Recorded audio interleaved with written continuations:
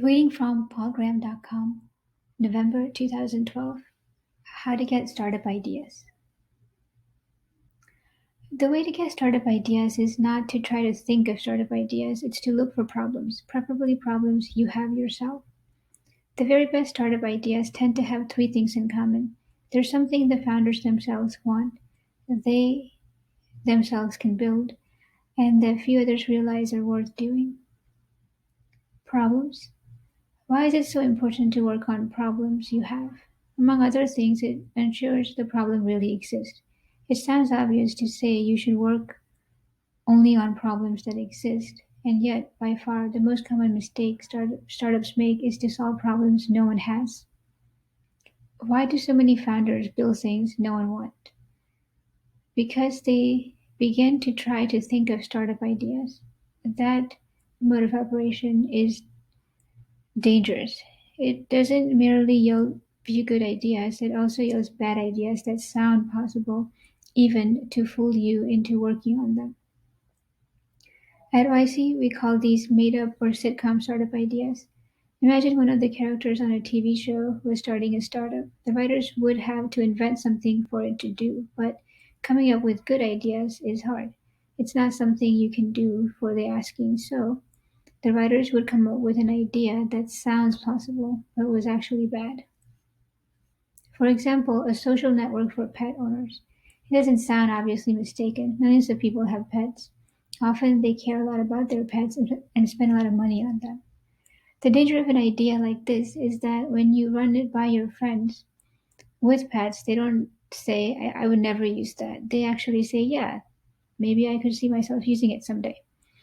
Even when the startup launches, it will sound possible to a lot of people. They don't want to use it themselves, at least not right now, but they could imagine other people wanting it. Sum that reaction across the entire population, and you have zero users. Well, when a startup launches, there have to be at least some users who really need what they're making, not just people who could see themselves using it one day, but who want it urgently. Usually, this initial group of users is small, for the simple reason that if there were something that large number of people urgently needed, and that could be built with the amount of effort a startup usually puts into version 1, it would probably already exist. Which means you have to compromise on one dimension. You can either build something a large number of people want to a small amount, or something a small number of people want to a large amount. Choose the latter. Not all ideas of that type are good startup ideas, but nearly all good startup ideas are of that type. Imagine a graph whose x-axis represents all the people who might want what you're making and whose y-axis represents how much they want it. If you invert the scale on the y-axis, you can envision companies as wholes. Google is an immense crater. Hundreds of millions of people use it, and they need it a lot.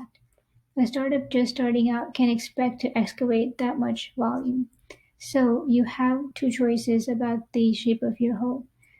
You can either dig a hole that's broad but shallow, or one that's narrow and deep, like a well.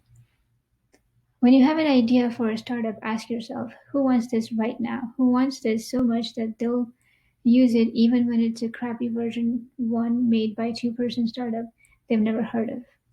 If you can't answer that, the idea is probably bad. You don't need the narrowness of the well per se, it's depth you need. You need narrowness as a byproduct of optimizing for depth and speed, but you almost always do get it. In practice, the link between depth and narrowness is so strong that it's a good sign when you know that an idea will appeal strongly to a specific group or type of user. Self. How do you tell whether there is a path out of an idea? How do you tell whether something is the germ of a giant company or just a niche product? Often you can't.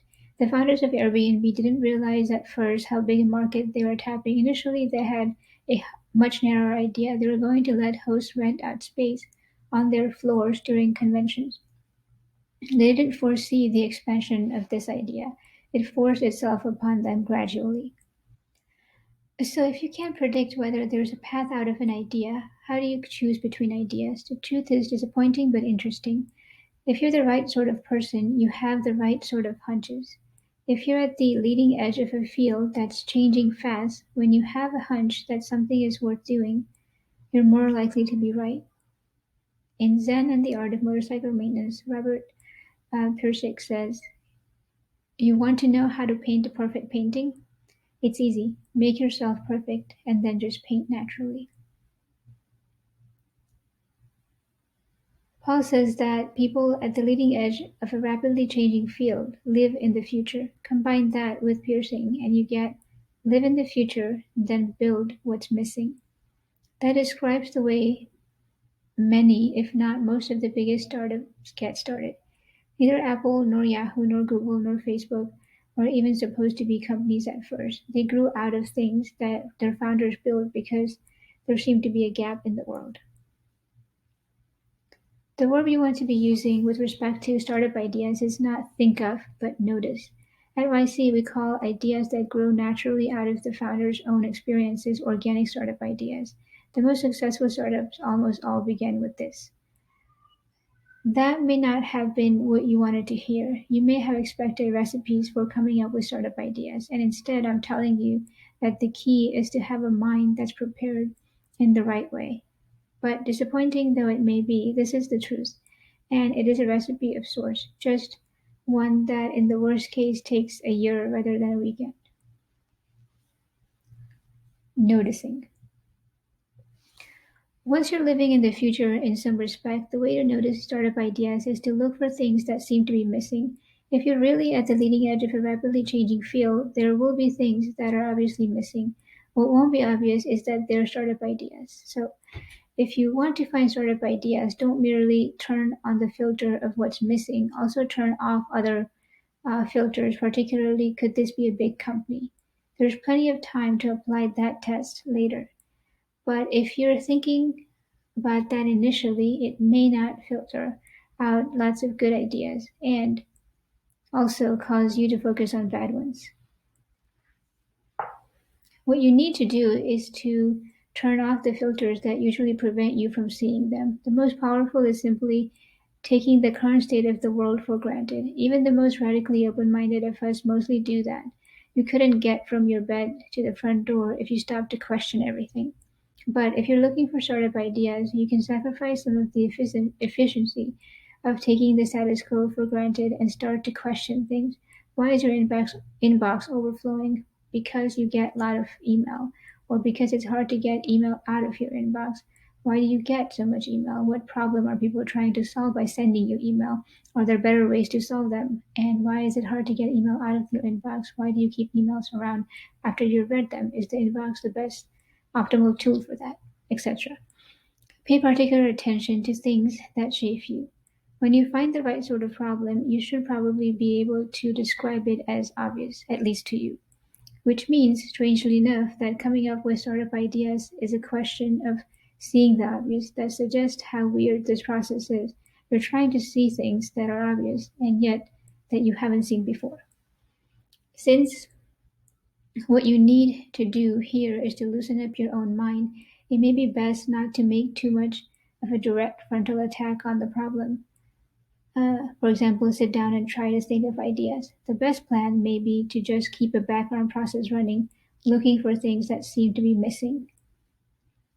Just trying to think of startup ideas tends to produce bad ones. Working on things that could be dismissed as toys often produces good ones. When something is described as a toy, that means it has everything an idea needs except being important. It's cool, users love it, it just doesn't matter. But if you're living in the future and you build something cool that users love, it may matter more than outsiders think. If you can afford to take the long view, you may turn live in the future and build what's missing into something even better. Live in the future and build what seems interesting.